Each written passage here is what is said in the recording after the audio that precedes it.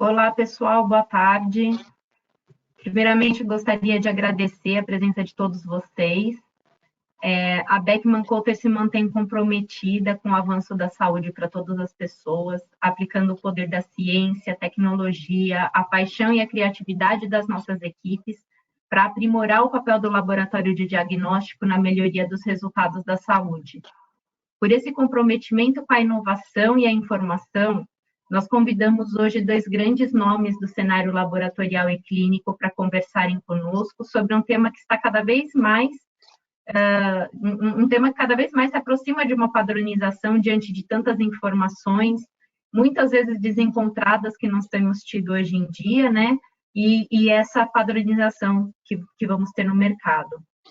Nós iremos iniciar hoje o nosso webinar. Peço que todas as perguntas que vocês tenham sejam enviadas pelo chat da plataforma, que nós iremos repassar para que a doutora Nancy e o doutor Carlos respondam ao final da apresentação. Caso a pergunta seja endereçada especificamente a um deles, eu peço que vocês identifiquem na pergunta para quem que a pergunta se destina, ok? Bom, eu irei agora apresentar brevemente os nossos convidados de hoje. O Dr. Carlos Eduardo Ferreira é graduado em Medicina pela Faculdade de Medicina de Valença, com residência médica em Patologia Clínica e Medicina Laboratorial pela Escola Paulista de Medicina. Tem MBA em Gestão da Saúde pelo INSPER, Hospital Israelita Albert Einstein, Extensão Internacional MBA pela Tufts University em Boston, especialização em Administração Hospitalar e Sistemas de Saúde pela Fundação Getúlio Vargas, é mestre e doutor em Medicina pela Escola Paulista de Medicina, especialista em Patologia Clínica e Medicina Laboratorial pela Associação Médica Brasileira, trabalha hoje como gerente médico do Laboratório Clínico do Hospital Albert Einstein em Medicina Diagnóstica e Ambulatorial, e é coordenador médico em Imunoquímica no Laboratório Central da Escola Paulista de Medicina no Hospital São Paulo. Atua hoje como presidente da Sociedade Brasileira de Patologia Clínica e Medicina Laboratorial, a SBPC, no biênio 2020-2021. A doutora Nancy Belay possui graduação em Medicina pela Universidade Federal de São Paulo, mestrado e doutorado em Doenças Infecciosas e Parasitárias pela Universidade Federal de São Paulo. Atualmente é professora afiliada e pesquisadora e pós-doutoranda da Universidade Federal de São Paulo, atua como médica na Universidade Federal de São Paulo e tem experiência na área de medicina, com ênfase em infectologia e virologia clínica. É membro da International Society of Influenza and Respiratory Virus Diseases e consultor ad hoc do Ministério da Saúde para a pandemia do coronavírus. É consultora científica da OPAS na Covid-19. Dr. Carlos, doutora Nancy, é um grande privilégio tê-los aqui conosco. E, doutor Carlos, a palavra é sua para iniciar nosso webinar de hoje. Boa noite a todos. Obrigado, Juliana, pela introdução, pela apresentação. Boa noite, Nancy, também. É um prazer sempre dividir os eventos contigo, as discussões muito produtivas. A gente acaba agregando bastante valor aí para o pessoal que tá nos assistindo. Primeiro, antes de iniciar, eu gostaria de agradecer a Beckman Coulter pelo convite em participar do evento e espero que a gente possa trazer aí um pouco de informação para vocês aí ao longo dessa 1 hora de discussão.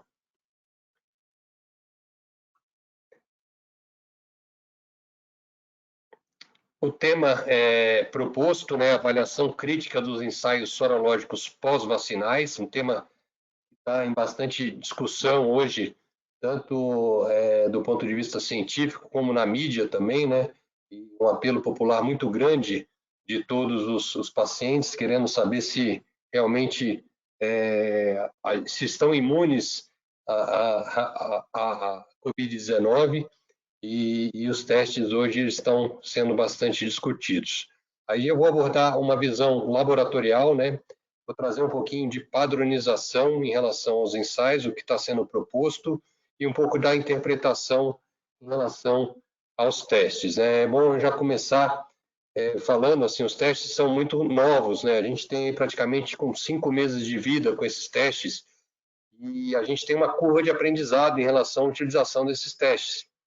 Desde o desenvolvimento de todas as vacinas em tempo recorde, os testes eles chegaram praticamente junto com as vacinas disponíveis aí em grande parte dos laboratórios. E é lógico, a gente tem que aprender no curso da pandemia a interpretá-los e saber a sua real utilização na prática clínica.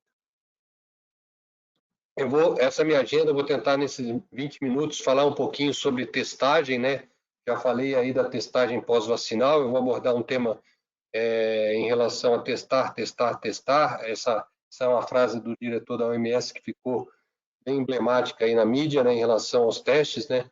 Toda a indústria diagnóstica trabalhou bastante, desde os testes de detecção direta do vírus e agora com a chegada dos testes pós-vacinais. Falar um pouquinho do vírus rapidamente, um slide, vou trazer os principais grupos de testes e aí entrar especificamente na discussão em relação à testagem pós-vacinal e à padronização sugerida pela Organização Mundial de Saúde. Como eu falei, testar virou um mantra, né, na estratégia de combate ao coronavírus, principalmente a testagem de fase aguda, né, porque a importância em relação à identificação desses pacientes é fundamental, essa confirmação diagnóstica para a gente realizar um isolamento rápido e diminuir a transmissão de casos e achatar a curva de casos. Mas é importante solicitar o exame correto, né? Tem que ter uma indicação para o exame no momento correto e para o paciente correto. Tá? Então, é importante a gente conhecer todos os testes disponíveis, desde os testes de detecção direta, aqui falando do PCR, né, do RT-PCR, que foi o primeiro teste que chegou disponível para o diagnóstico da doença e é o padrão ouro para o diagnóstico de fase aguda. E a partir daí, vários outros testes chegaram e é importante a gente ter essa informação em relação à indicação correta, né, o exame correto no momento adequado, e a partir daí que starta todo um processo dentro do laboratório que deve ser seguido para a gente garantir uma qualidade na liberação do resultado do exame e, por fim, uma interpretação correta do mesmo exame. É isso que a gente vai discutir um pouquinho em relação aos exames de testagem pós-vacinal. Lembrar que a gente tem que ter uma coleta em ambiente seguro por profissional treinado. Transporte e conservação da amostra são importantes para a garantia da qualidade da amostra e realização do procedimento analítico, né, e toda a parte de validação desses testes. A gente tem que gerar um laudo e tem que interpretar esse laudo. Esse é o coronavírus, né, o novo coronavírus, o SARS-CoV-2. Ele tem na parte mais externa essa proteína spike, essa glicoproteína S, da onde surgiram os testes de avaliação pós-vacinal. Tá? Essa parte mais externa, depois eu vou mostrar no detalhe, ela que faz a ligação com o receptor ACE2 das células humanas para poder o vírus entrar dentro das células e se replicar. Tá? Aqui para dentro a gente tem outras glicoproteínas, uma mais conhecida que também foi utilizada em grande parte dos ensaios diagnósticos, principalmente pós-exposição à infecção natural da doença, é a glicoproteína N, tá? Então, é a nucleoproteína. Então, quem teve contato direto com o vírus pode ter produzido anticorpo contra essa nucleoproteína e parte de alguns ensaios utilizaram essa nucleoproteína para identificar se o paciente foi exposto ou não ao vírus, tá? E aqui, só de forma ilustrativa, à direita, mostrando o vírus se ligando ao receptor ACE2 e entrando dentro da célula para se replicar. Separando de forma didática dois grandes grupos de testes, né? Eu comentei dos testes de detecção direta, falei do PCR, né? Que é o primeiro teste que chegou e o teste padrão ouro para o diagnóstico. A gente tem diferentes formas de realização desse teste, ele pode ser feito in-house ou através de kits comerciais, incluindo também testes rápidos e, lógico, o PCR convencional. Esse mesmo PCR sofreu várias mudanças em sua metodologia. Hoje a gente consegue obter até métodos de extração mais rápida para adiantar a liberação desse resultado. Outras tecnologias também foram utilizadas na identificação direta do vírus. Eu cito algumas delas aqui, muitas em âmbito de pesquisa, somente como o NGS e outros sequenciadores de última geração. espectrometria de massas, avaliando a proteômica e a metabolômica do vírus, e a técnica de sequenciamento de última geração permite a genotipagem do vírus e a identificação das diferentes cepas, né? Muitos já ouviram falar das diferentes cepas existentes, né, em diferentes partes do mundo, e é lógico, o aprendizado em relação a essas diferentes cepas é importante do ponto de vista de virulência e de transmissibilidade do vírus ao longo das mutações que ele sofreu a partir do momento que ele entrou em contato com os seres humanos e foi passando de pessoa a pessoa ao redor do mundo.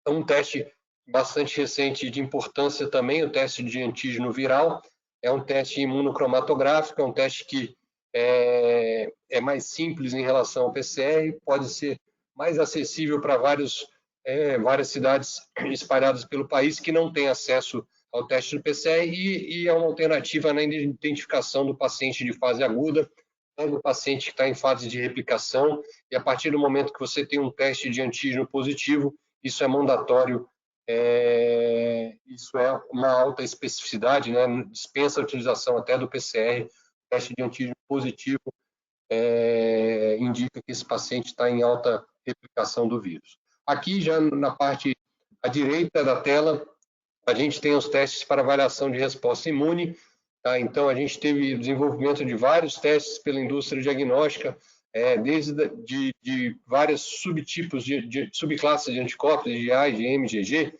e anticorpos totais, os anticorpos neutralizantes, e também a indústria está desenvolvendo o teste de avaliação de resposta celular. Eu destaco aqui no quadrinho o tema da aula de hoje, né? A gente vai discutir o teste de avaliação pós-vacinal. Esses testes, como eu falei já anteriormente, são direcionados contra a proteína spike.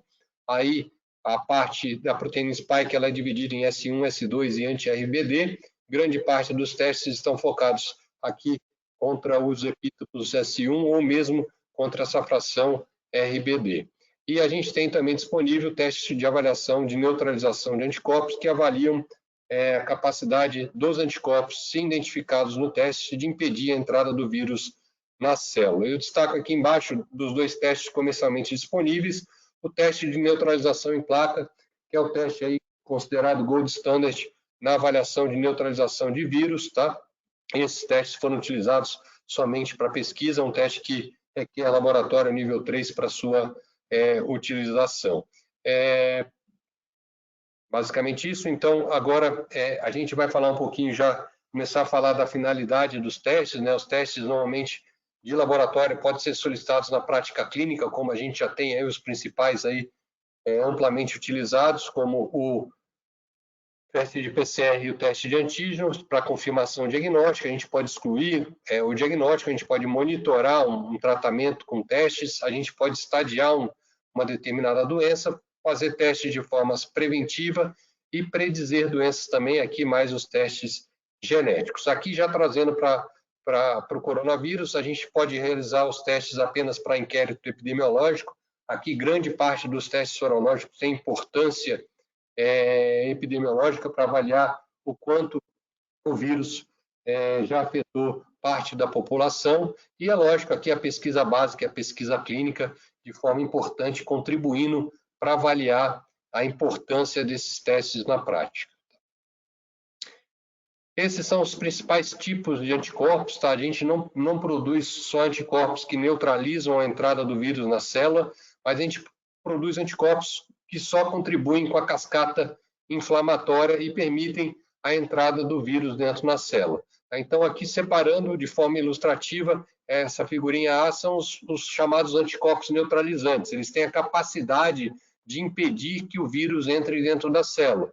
Agora, os outros anticorpos produzidos por diferentes partes do vírus, eles não têm capacidade de impedir que o vírus entre na célula, e o vírus continua entrando, o paciente tem uma quantidade grande de anticorpos, mas esses anticorpos não têm essa capacidade de impedir que o vírus entre na célula. Esse paciente já está em franca cascata inflamatória, tá? Todo o processo inflamatório da COVID envolvido, ele tem anticorpos, mas esses anticorpos não permitem, não impedem que o vírus entre na célula, tá? Então, por isso que pacientes acabam evoluindo para formas mais graves da doença, acabam produzindo anticorpos, a gente consegue identificar que o paciente teve o contato com o vírus e ele continua o processo fisiopatológico da doença. A partir do momento que esse paciente consegue produzir esse tipo de anticorpo, ele começa a ter um combate efetivo no ciclo natural da doença. Quem produz, depois eu acho que a doutora Nancy vai mostrar, tem uma publicação da Nature recente, diz que quem produz esse anticorpo mais precocemente tem uma evolução melhor no curso da doença do que quem produz esse tipo de anticorpo mais tardiamente. Tá? Então, tem a capacidade de impedir, é lógico que você vai diminuir a replicação desse vírus. Aqui, de forma mais ilustrativa, essa fração da proteína spike, como eu falei para vocês, ela é separada em S1, essa partezinha laranja, S2, essa partezinha em verde claro, e a parte mais externa dessa proteína spike é a chamada proteína anti-RBD, que é onde ela efetivamente vai se ligar no receptor ACE2 da célula. E caso a gente tenha esse anticorpo que impeça essa ligação não ocorre e o vírus não consegue entrar dentro da célula para se replicar. É lógico, não vale repetir, assim, não vale, vale sempre a gente lembrar que os vírus eles não sobrevivem fora de célula, ele precisa de uma célula para ele conseguir a sua replicação. Esses são os tipos de vacinas que a gente tem disponíveis, as principais, é lógico que a gente estão chegando outras vacinas no mercado.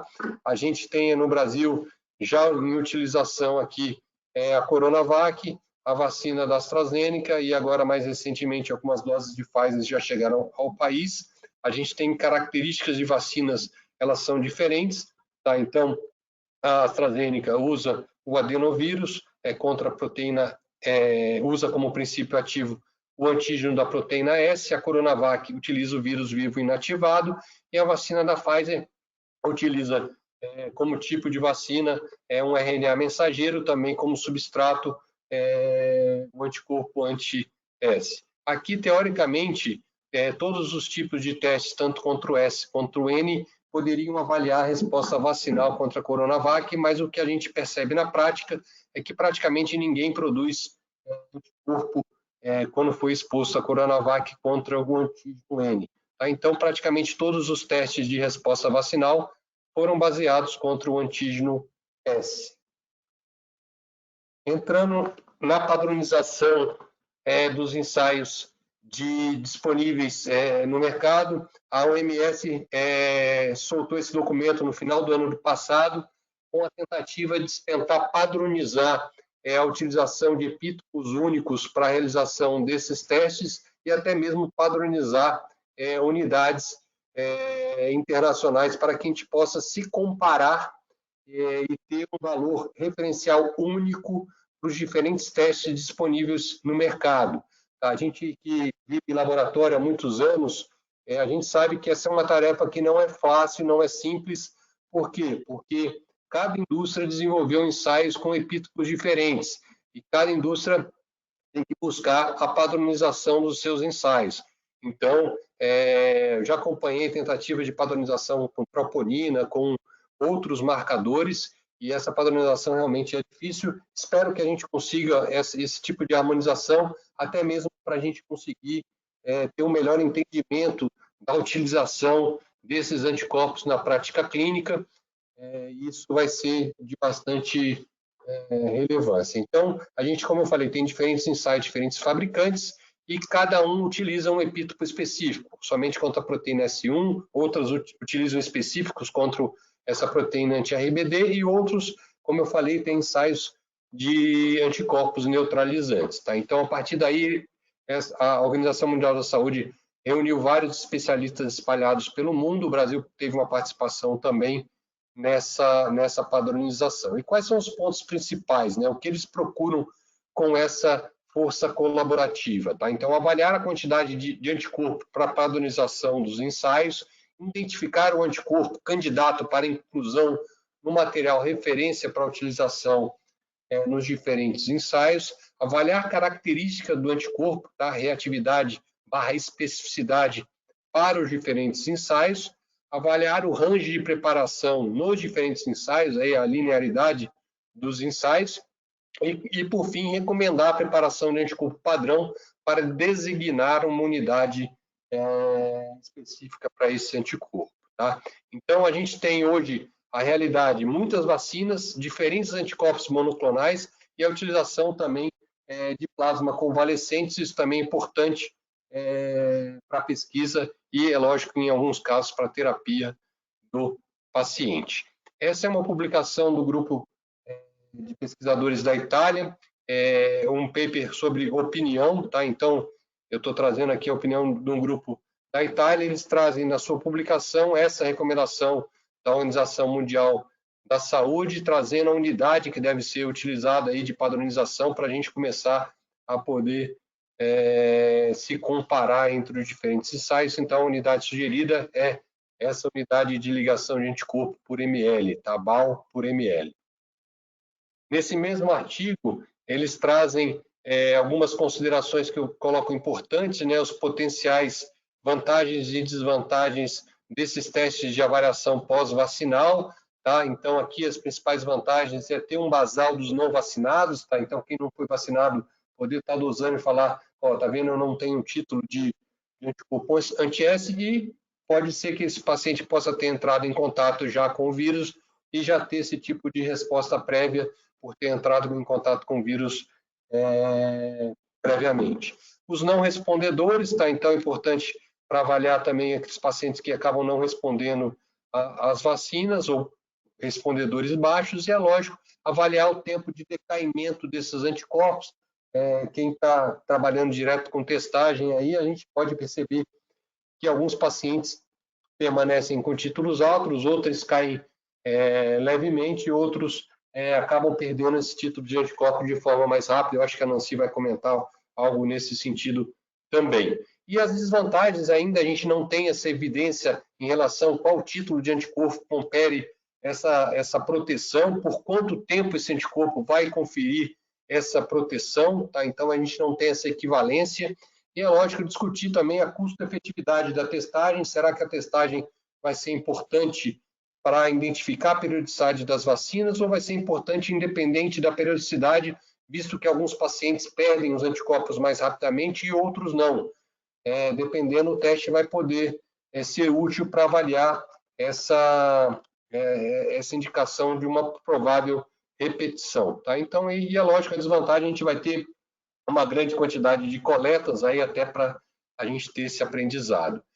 Um exemplo, esse é um ensaio da Beckman, que já traz como padrão essas unidades internacionais, é equivalente direto, multiplicar 1 por 1, a unidade do ensaio já traz a unidade internacional BAL por ml. Então, quem tem inferior a 30 ou superior a 30. Inferior a 30 é um resultado não reativo, superior a 30 é um resultado reativo. Então, essa conversão no ensaio é multiplicar apenas por 1. Então, dá para ser direto. Eu já estou caminhando para o final. Esses são os testes que estão disponíveis no mercado. Aqui também destaca o teste da Beckman, que traz o ponto de corte em relação à concentração, 3,5 vezes para aqueles plasmas potenciais doadores de plasma. Então, quando a gente tiver a padronização dos ensaios, a gente vai conseguir harmonizar essa concentração nos diferentes ensaios para identificar esses potenciais doadores de plasma. Tá? Todos esses ensaios apresentados, eles têm correlação com os testes de neutralização em placa.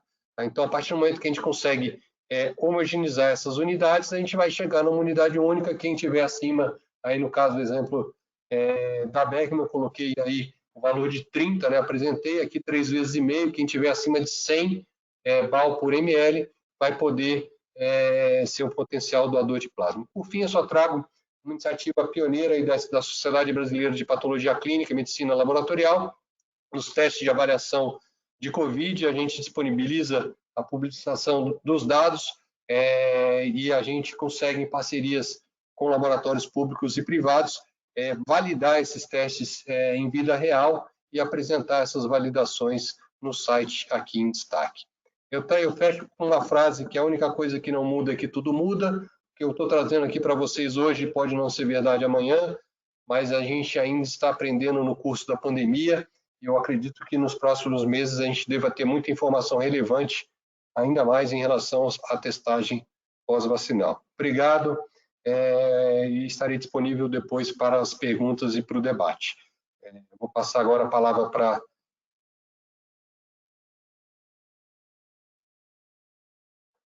a Nancy. Agora, por favor, só descompatibilizar minha tela.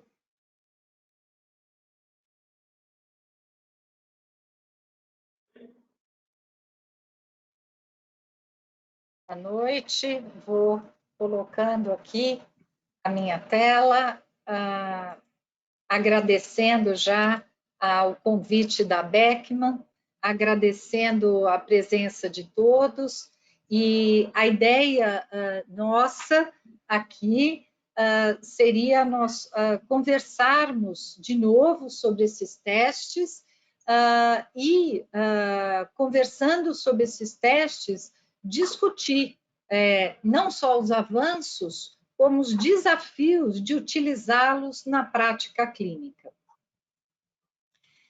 Então, a gente evoluiu muito durante a pandemia em termos de detecção sorológica, como comentou o Carlos, né? Detectar anticorpos, depois falar em títulos de anticorpos, e o nosso desafio, vindo essa padronização em unidades internacionais, vai ser estabelecer cutoffs, né? No início, a dificuldade da gente entender, porque pacientes faziam um tipo de teste, outro tipo de teste com resultados diferentes. Depois começam a aparecer alguns testes que poderiam inferir a presença de anticorpos neutralizantes. E ao mesmo tempo que aparecem as vacinas. E os pacientes não só querem saber, aqueles que tiverem infecção, se continuam com anticorpos, como aqueles que começam a receber 1, 2 doses de vacina, se estão respondendo à vacina. E o nosso desafio, a nossa dificuldade de entender essa dinâmica de anticorpos, quais seriam os cutoffs para indivíduos que já se infectaram, não ter uma reinfecção, indivíduos que se vacinaram, proteger contra uma infecção, ou contra a doença leve, ou contra a doença grave. Muito bem. Rapidamente na literatura, nós pudemos ver que pacientes que tinham sorologia positiva, e esse é um estudo muito interessante, em que profissionais de saúde que tinham sorologia positiva, ao longo do tempo, como os senhores veem nesse gráfico, eles passam a ter uma proteção contra a reinfecção. Outros estudos surgiram, esse outro estudo, um estudo também que avaliou a quantidade de sorologia positiva e a relação com a menor chance de infecção em meses subsequentes. E esse é um estudo, um dos mais robustos, que mostrou que pacientes que eram pacientes com doença leve, seguidos depois de 8 meses, a grande maioria mantinha anticorpos e, principalmente, o anticorpos ante a porção RDB da spike, que foi comentada aqui, e que isso tinha uma correlação com a persistência da resposta do linfócito B. Como vocês sabem, o linfócito B, ele é o linfócito de memória que é responsável, quando estimulado, por produzir rapidamente um estímulo à produção de anticorpos. E que detectar IgG anti-RDB havia correlação com células B e que as células B aumentavam com o tempo, mostrando uma luz aí na dinâmica de anticorpos. Como o Carlos já comentou, o nosso grande desafio é estabelecer títulos, estabelecer cutoff, estabelecer um painel de correlação com proteção. Então, os primeiros trabalhos que utilizaram ELISA ou utilizaram nesse estudo, por exemplo, a detecção de IgG por imunofluorescência, vejam aqui, né, níveis de IgG e aqui um ensaio clássico, que é um ensaio de neutralização, mostrando que muitas vezes você tinha níveis de IgG muito elevados, mas com variabilidade na detecção no ensaio clássico de neutralização do vírus em placa. E qual seria o cutoff ideal? 1 para 360, 320, 1 para 640, e cutoff para quê? Para não ter doença, ou para ter uma doença leve, ou para não ser hospitalizado? Nós não sabemos. E os pacientes não são todos iguais. Vejam esse slide, é um estudo realizado com indivíduos que tiveram infecção e seguidos por 9 meses, com o teste que é um ELISA funcional, citado pelo Carlos, que ele reflete o papel de anticorpos neutralizantes. E vejam, senhores, muitos pacientes não atingem o nível de 30%, que é o considerado positivo nesse tipo de ensaio. Alguns pacientes, logo depois dos sintomas, atingem níveis variáveis e às vezes até muito elevados, mas depois, com o passar do tempo, esses pacientes vão tendo decaimento de anticorpos. Outros decaem mais lentamente. Outros pacientes persistem por longos períodos com os mesmos títulos e títulos elevados, acima de 80%. Aquele slide que o Carlos mostrou de plasma, de doadores de plasma de convalescente, nesse tipo de ensaio, seria um valor de 68%. E pacientes que, às vezes, têm uma resposta muito demorada. Demora dias para esse paciente poder elevar o título de anticorpos neutralizantes. Fazendo como a gente tenha comportamentos, como vocês veem, muito diferentes entre os pacientes. Vou mostrar alguns dados clínicos de alguns pacientes graves do nosso hospital, em que nós fizemos a avaliação com o ensaio qualitativo da Beckman, da IgG anti-RDB. Esse caso aqui de cima é uma paciente de 51 anos, teve um PCR positivo em 10 de março e cerca de 30 dias depois foi dosado a IgG anti-RDB, cujo valor de corte para positividade é acima de 1.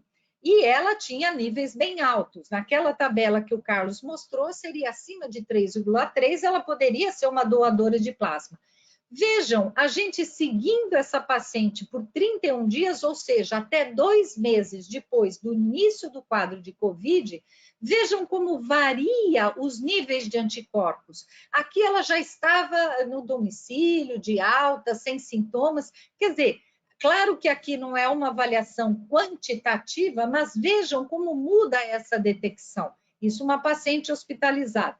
Esse outro paciente hospitalizado, um cardiopata, também com um mês depois, os seus níveis de anticorpos detectados no teste qualitativo, quando chega alguns dias depois, ele negativo.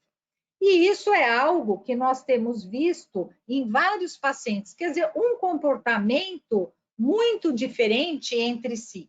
Esse paciente foi um caso lamentável, um paciente que tinha 2 doses da vacina de Coronavac, com mais de 21 dias, 79 anos, também hospitalizado. O primeiro teste que foi feito nele, ele tinha 3 dias após o início dos sintomas, vejam, um teste positivo. Esse paciente foi aumentando os seus anticorpos neutralizantes, embora, volto a repetir, o teste é qualitativo, não é ainda um teste quantitativo nesse momento em unidades internacionais, mas infelizmente, apesar de ter elevado um paciente vacinado, esse paciente evoluiu a óbito.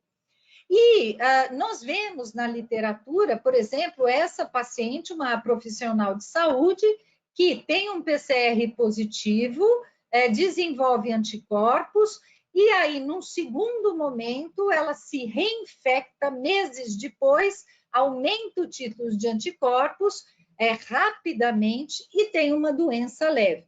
Nós não sabemos, por exemplo, se ela não tivesse esse aumento de anticorpos, se ela ia ter uma doença mais grave. E essa, uma paciente que tomou uma vacina da Pfizer, uma paciente de 50 anos, que desenvolveu níveis altos de anticorpos neutralizantes e teve um quadro leve, apesar de ter níveis altos de anticorpos neutralizantes e contra todas as diferentes variantes. Ela se infectou, conseguiu ter um quadro apenas leve, mas mostrando que muitas vezes, mesmo com anticorpos neutralizantes, nós não sabemos qual seria o nível ideal para que as pessoas não se infectassem ou não tivessem uma doença grave. Isso ainda é um desafio. Tentamos avaliar se havia uma correlação da presença de IgG anti-RDB e a carga viral inicial de pacientes graves do hospital. E não vimos essa correlação, embora se saiba que os pacientes com doença mais grave tendem a fazer uma resposta de anticorpo neutralizante mais precoce e em valores mais elevados.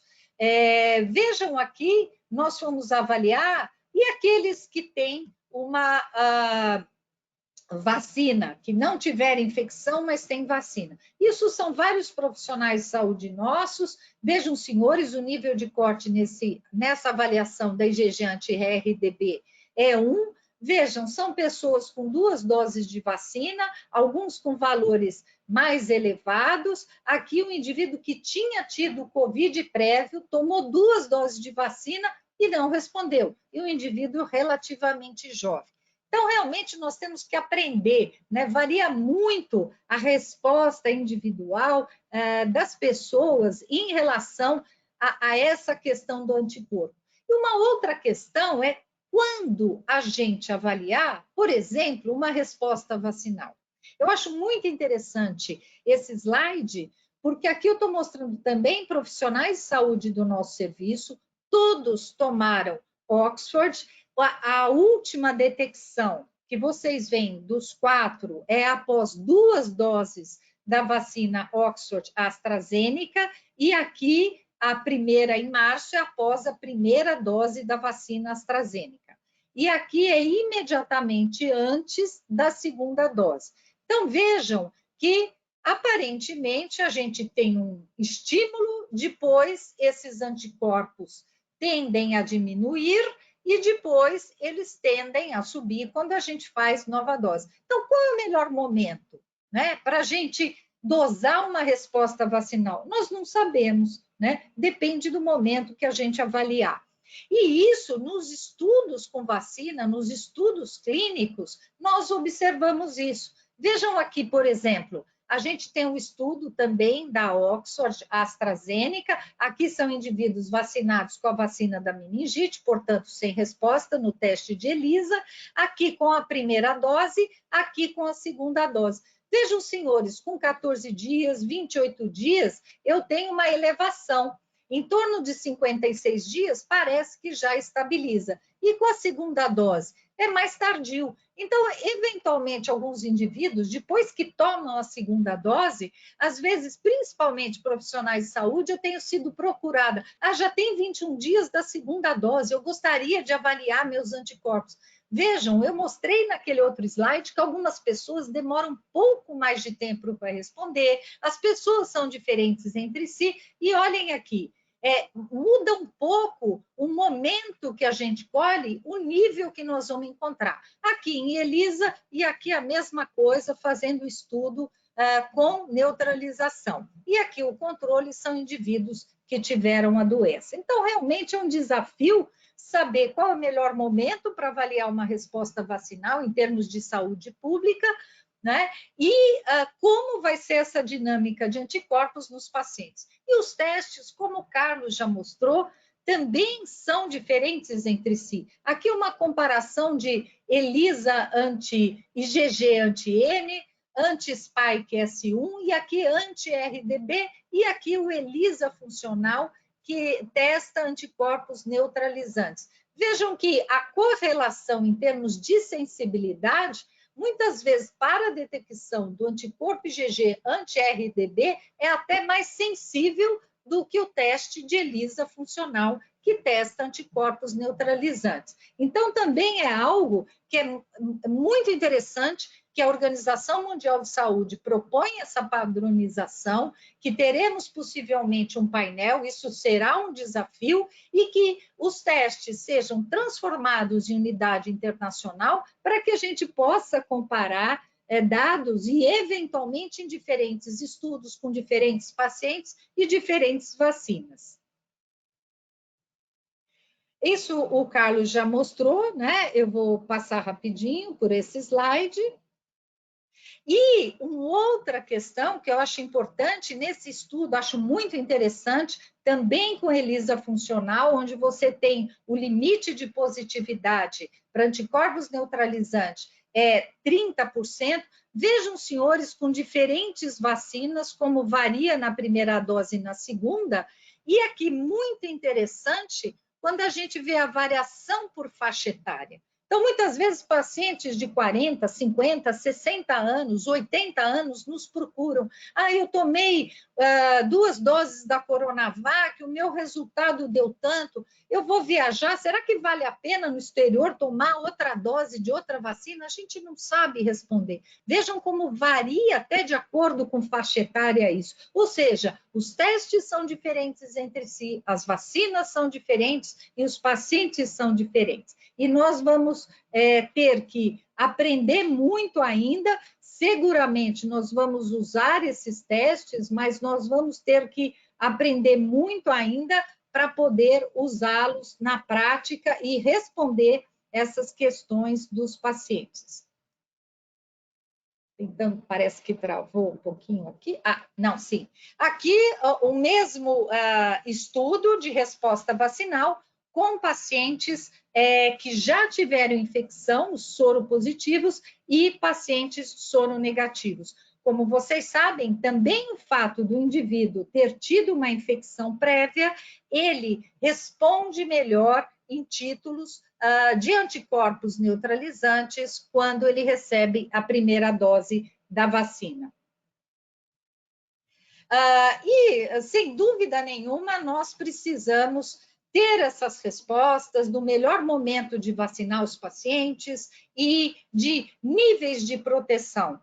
Porque os indivíduos querem saber, independente dos estudos, da necessidade de estudos populacionais, das dificuldades, sejam principalmente profissionais de saúde, que têm uma grande exposição. Isso é uma pediatra que fez um teste de ELISA, como vocês estão vendo em cima, e depois de tomar 2 doses da vacina, ela me mandou esse WhatsApp. Nancy, não resisti, a curiosidade foi maior. Quer dizer, ela queria entender se ela está protegida ou não, porque ela está sempre atendendo crianças. E acho que esse é o meu penúltimo slide. Nós temos, claro, que toda uma experiência em vacinologia de resposta vacinal correlacionada com eficácia a partir de níveis de anticorpos. Lembrem, por exemplo, da hepatite B. Nós temos limites no teste de detecção de anticorpos de hepatite B que nós consideramos como proteção. Esse é um estudo que é coordenado pelo Plotkin, uma das maiores autoridades em vacinologia, onde eles avaliaram a eficácia de diferentes vacinas e correlacionaram a eficácia de vacinas, vejam aqui, com uma concordância acima de 94%, com níveis de IgG anti-spike do SARS-CoV-2. Então, claro que a gente tem essa expectativa que, com uma padronização dos diferentes ensaios, com a utilização de um painel para comparação, é bem provável que, no futuro, a gente rapidamente consiga estabelecer níveis protetores de anticorpos que possam ter um correlato com eficácia para nos auxiliar na avaliação das diferentes vacinas. Queria agradecer ao meu grupo de estudantes que tem possibilitado vários dos nossos estudos e deixar esse último slide, lembrando que todos os trabalhos que eu apresentei aqui, os dados de pacientes, foi com ELISA qualitativo de GG anti-RDB e, como o Carlos colocou, nós estamos na expectativa de poder usar já unidades internacionais em testes de ELISA e GG anti-RDB, como o ensaio da Beckman. Muito obrigada.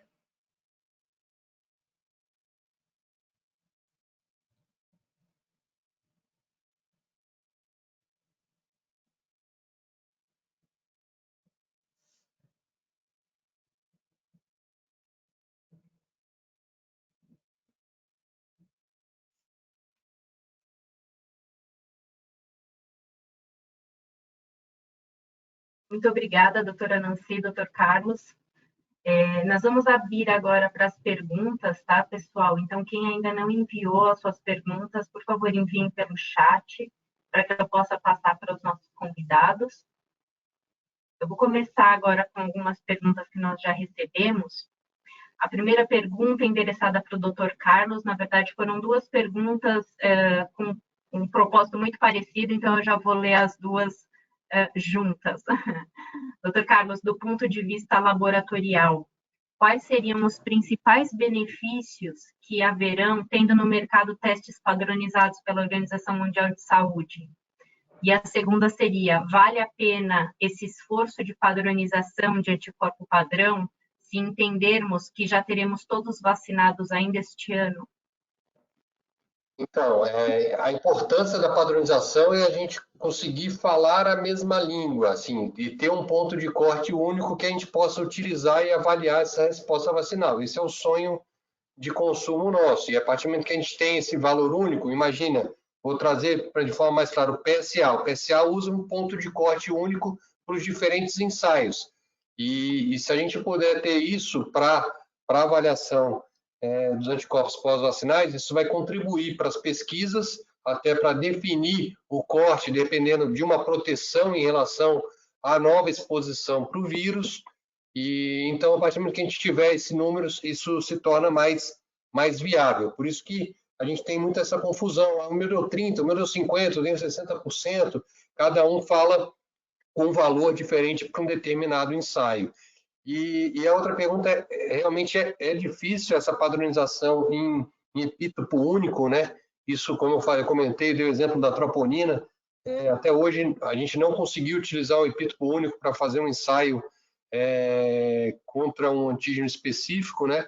E eu não sei se a gente vai conseguir isso com os esforços aí, tanto da OMS em parceria com as indústrias de diagnóstico in vitro, tentar fazer com que a gente padronize esse substrato também, né?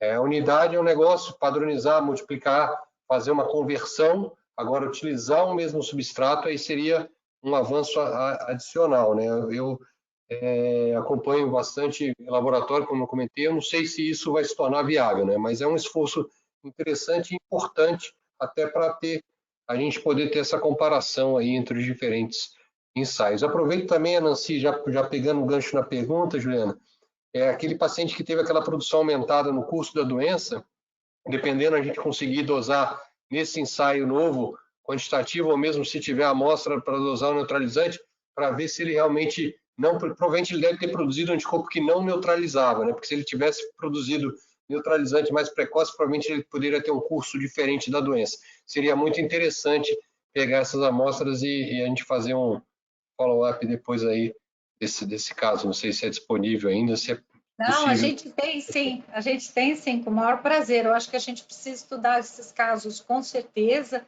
né, para a gente ter esse entendimento, né? Tá bom. É isso, acho. É respondido, né? As duas, né? Acho que foi. Com certeza. Muito obrigada, doutor Carlos. Uma para a doutora Nancy agora. Gostaria de saber se as porcentagens de eficácia das vacinas determinadas em voluntários, ou seja, antes da sua aprovação pelas agências reguladoras, podem ter sofrido variações nos valores, considerando a evolução dos testes sorológicos. Então, assim, uma coisa é a imunogenicidade das vacinas, né? Então, a gente vacina as pessoas, como eu mostrei alguns trabalhos que a gente fez aqui na Unifesp, e a gente vai vendo quanto elas respondem em termos de produção de anticorpo. Aquele slide também que eu mostrei com a Moderna e a Pfizer, que era com porcentagem de anticorpo neutralizante. Isso é uma resposta de imunogenicidade, a capacidade de produzir anticorpo contra um agente. A outra questão é eficácia. Uma coisa que é muito importante a gente entender. A eficácia das vacinas, até para a gente comparar entre si, a gente teria que fazer um estudo com as diferentes vacinas numa dada população, num dado momento em que a prevalência da doença fosse igual. Porque a hora que você estuda a eficácia de uma vacina, quando eu tenho uma taxa de ataque elevadíssima do vírus, é uma coisa. A hora que eu tenho uma taxa de ataque mediana, é outra. Quando, às vezes, o vírus não está circulando quase nada, eu posso ter dois tipos de resposta. Às vezes, 100% de proteção, porque o vírus não circula, ou então, às vezes, até respostas enviesadas. Então, comparar eficácias diferentes de vacinas diferentes é muito complicado, porque o estudo clínico é feito em momentos diferentes, com prevalências diferentes. Agora, nós vamos para a vida real. O Brasil vacinando populações com Coronavac, que no estudo clínico tem um dado de eficácia, populações com Pfizer, populações com Oxford e outras vacinas que virão, dependendo nos estados do quanto o vírus está circulando, aí nós vamos poder ter uma ideia da eficácia da vacina no mundo real. Agora, a pergunta é, eu tomo tal vacina e eu doso anticorpo e eu tenho, sei lá, 70%, que é aquilo que alguém convalescente poderia doar para proteger alguém de doença grave. Eu vou estar protegido de pegar uma infecção? Vai depender da tua idade, vai depender da prevalência da doença na comunidade. Então, nesse momento que a gente está no mundo real, nós vamos ter que entender isso. Eu acho que a visão do Carlos também é essa, né, Carlos? É isso aí, Nancy, perfeito. Eu só coloco mais um complicador nessa vida real, são as novas cepas, né? Essa miscelânea de cepas que a gente estava com um grupo de cepa, aí a cepa prevalente agora é P1, e a gente não sabe qual vai ser prevalente daqui a 2 meses. E avaliar, fazer esses estudos de vida real é realmente complicado. E esse é mais um complicador que eu colocaria aí, né, nessa avaliação que a Nancy fez de forma perfeita. Enviaram uma pergunta aqui complementar a essa explicação que você deu agora, doutora Nancy, que foi a seguinte: então, essa grande variabilidade explica o porquê algumas pessoas vacinadas e até com títulos elevados de anticorpos podem evoluir para óbito? Olha, aí a gente teria que ver, por exemplo, que dados a gente tem de grande população vacinada, porque individualmente os indivíduos respondem de forma diferente a todas as vacinas. Nós sabemos que tem colegas que não respondem à vacina de hepatite B, tem pessoas que não respondem a outras vacinas e pessoas que respondem muito bem. A hora que a gente pega um grande número de população com a doença numa alta taxa de ataque, e essa população muito vacinada com uma determinada vacina, aí nós vamos ter essa ideia. Por exemplo, as pessoas têm perguntado o que está acontecendo no Chile, né? Que muita gente foi vacinada com uma determinada vacina e agora pessoas com 2 doses está tendo um certo número de óbitos. Então, nós temos que entender prevalência da doença, variante, como falou o Carlos, precisamos entender se não tem variante, e precisamos entender também a faixa etária dessas pessoas, porque a gente sabe que a eficácia da vacina, dependendo da faixa etária, ela pode ser menor. Então, isso pode sim explicar pessoas com 2 doses evoluírem eventualmente ao óbito. Perfeito. Doutor Carlos, hoje, os comparativos entre testes com resultados divergentes, de fornecedores diferentes e realizados em diferentes locais, poderiam ser resolvidos com a padronização dos testes sorológicos? Como eu falei, poderiam. Isso poderia ser uma solução, né? Mas a proposta da OMS está colocada, agora a mobilização realmente das indústrias a buscarem essa padronização, entenderem que isso pode ser sinérgico para todas, né? A tentativa de se harmonizar esses valores, né?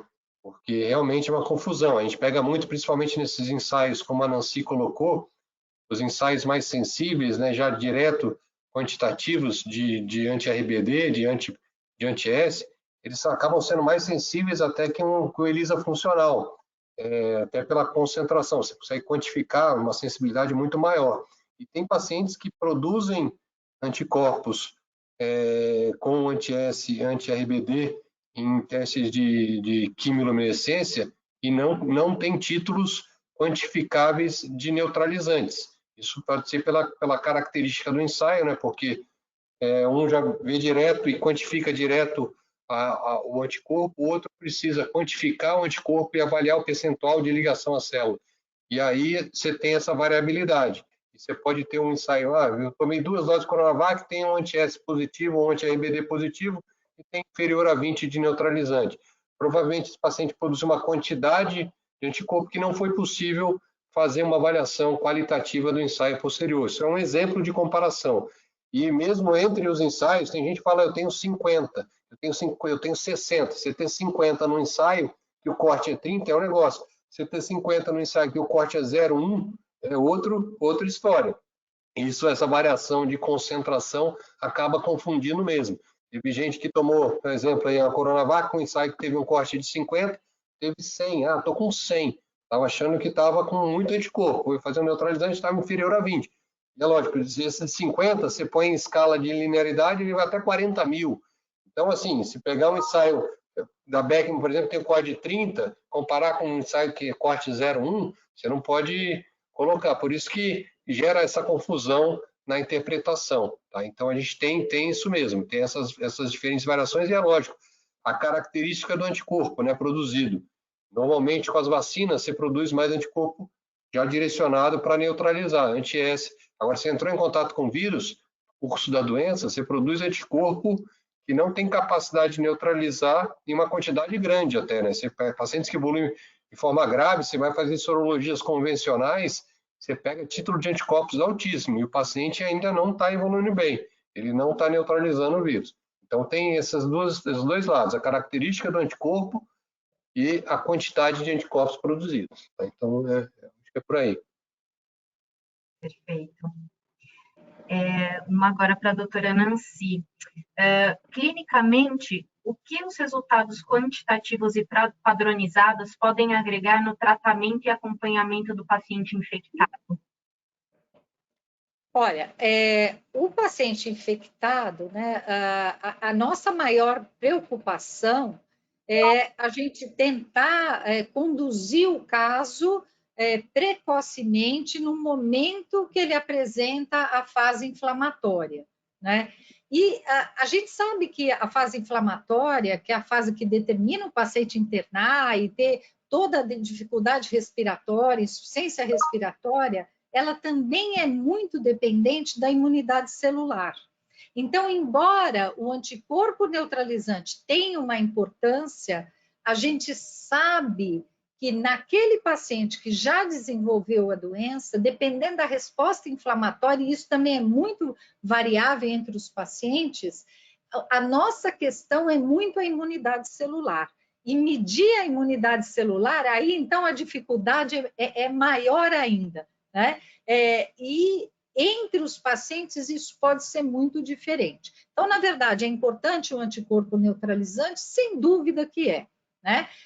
Com certeza, o indivíduo que é vacinado e que tem uma resposta boa de anticorpo neutralizante, todo o entendimento da patogenia do SARS-CoV-2 faz a gente ter essa hipótese já relativamente bem comprovada que esses indivíduos tendem a ter um comportamento melhor da doença. Né? Esse é o sentido da gente vacinar as pessoas com essa primeira geração de vacina, evitar doença grave e hospitalização.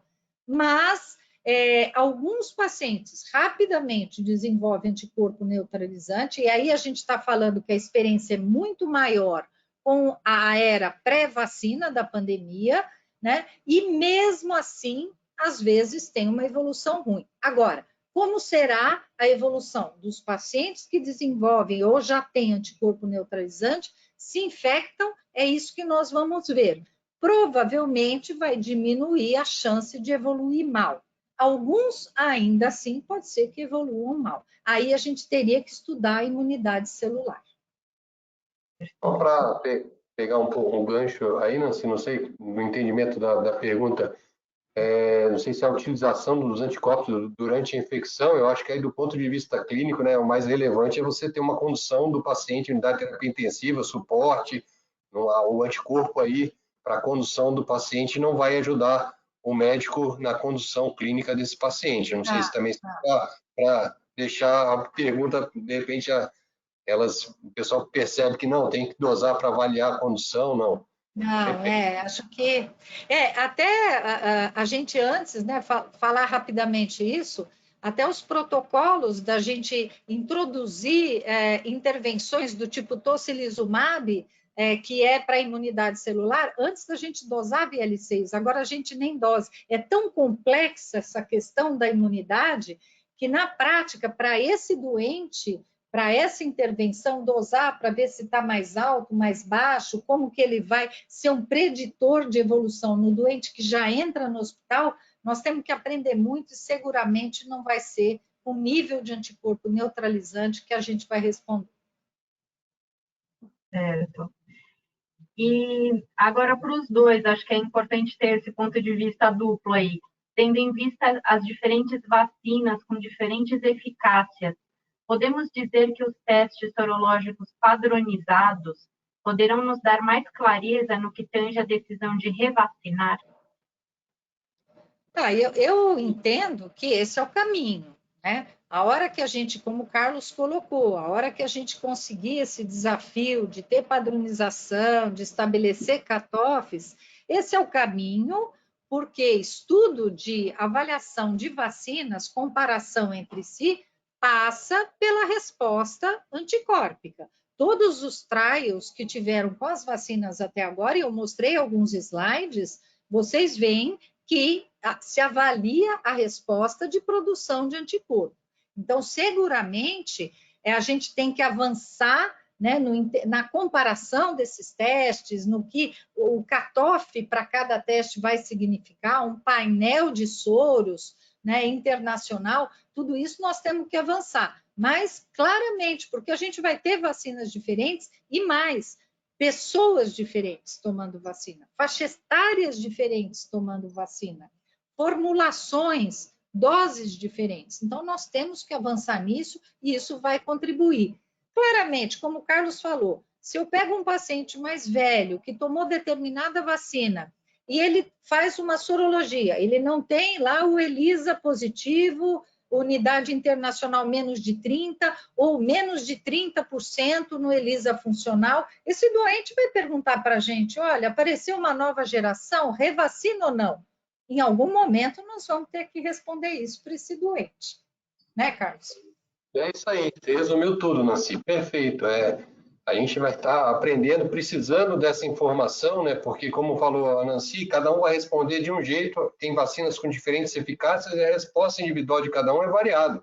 Não existe nem a vacina perfeita, tem gente que não responde nem mesmo as vacinas com maiores eficácias. E com isso, e a partir do momento que a gente tem informação de um ponto de corte que guia, que você tem mais proteção a partir de tanto, então você vai acabar individualizando algumas condutas. Imagina, você vai ver, esse paciente não produziu, então ele vai receber uma nova dose. Isso tudo a gente vai acompanhar as pesquisas aí, isso deve chegar aí no futuro próximo, é o que a gente espera, né? Porque realmente, ou adivinhar a periodicidade e definir, falar que a gente consegue garantir que com essa periodicidade 95%, sei lá, 98% da população vai estar atendida. Se essa variação for muito grande, a gente vai começar a discutir a custo-efetividade da testagem para avaliação de uma revacinação. Tem essa discussão que vai vir também no futuro. A gente não sabe se a gente vai precisar ou não da testagem para avaliar a periodicidade. Dependendo, a gente não precisa, mas dependendo, a gente vai precisar por conta dessa variação de resposta de anticorpo e diferente resposta para cada tipo de vacina. Então, a gente vai ter que aguardar. É interessante saber se a gente vai definir, saber, primeiro escolher qual a vacina que a gente vai seguir adiante, né? Saber se basta uma vacina, a gente vai vacinar a cada 6 meses, a cada 1 ano, baseado ou não no anticorpo. Então, a gente vai ter vários webinars aqui para frente ainda para tentar responder essas perguntas. Né? Bom, nós tivemos muitas perguntas hoje, realmente não vamos ter tempo para responder todas.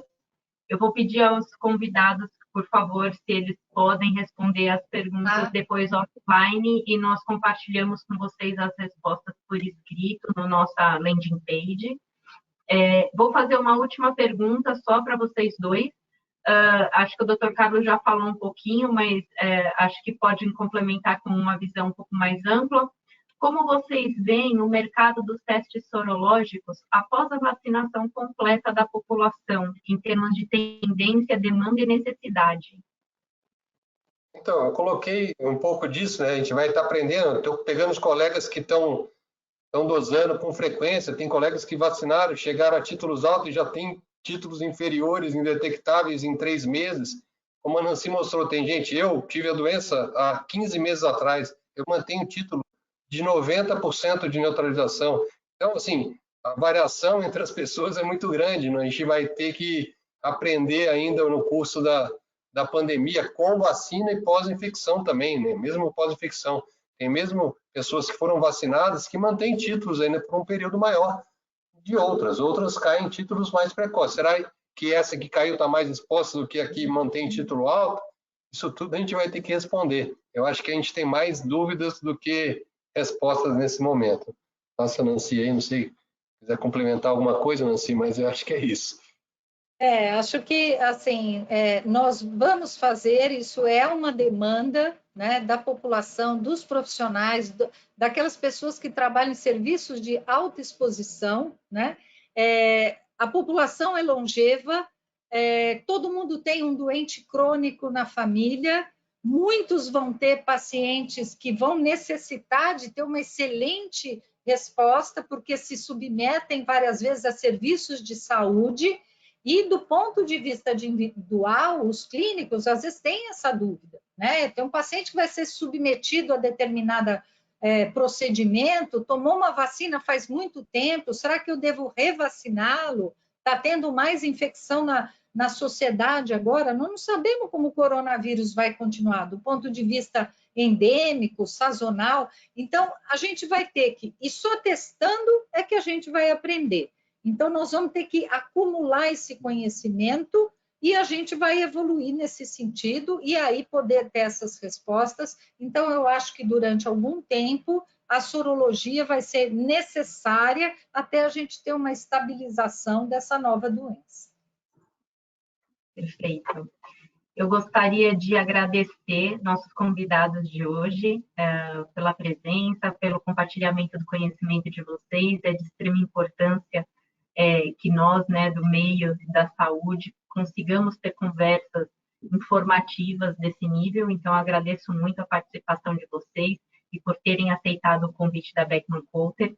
Eu aproveito para divulgar a todos que estão aqui no webinar hoje que a Beckman fez o lançamento global já do teste sorológico para IgG de COVID quantitativo, dentro da padronização sugerida pela Organização Mundial de Saúde.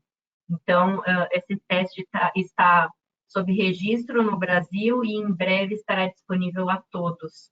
Para quem tiver interesse, curiosidade, entender um pouco mais sobre o que esse teste pode oferecer, pode acessar a nossa página da internet, da beckmancoulter.com. As informações vão estar em inglês, porque ainda fazem parte do lançamento global, mas lá vocês já vão conseguir ter acesso a algumas informações sobre o teste, ou podem entrar em contato com um dos nossos representantes para ter mais informações comerciais e entender quando nós teremos a disponibilização do ensaio para fornecimento para todo o Brasil, tá ok? Doutora Nancy e doutor Carlos, muito obrigada e nos vemos em breve. Até logo, pessoal. Muito boa noite a todos. Tchau. Boa noite. Boa noite, pessoal. Tchau, tchau.